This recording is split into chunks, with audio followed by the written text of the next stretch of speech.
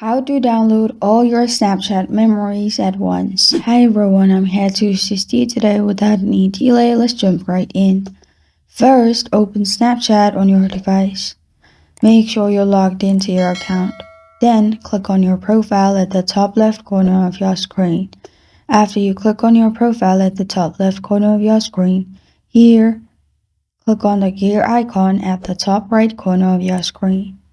Then simply scroll down and click on My Privacy and Data. After you've clicked on My Privacy and Data, scroll down and click on My Data. In My Data, you will find this kind of screen pop up. Here, turn on all your settings, export your memories, and others if you need.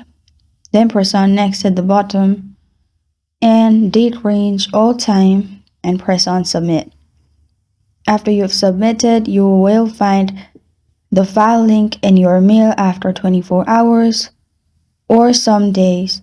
Then you can simply click on it. You'll find all your informations. This is how to download all your Snapchat memories at once. Thank you for joining me today. If this video helps you out, please leave a like and subscribe for more. Got a question or want to suggest a topic? Comment below. Thank you for watching.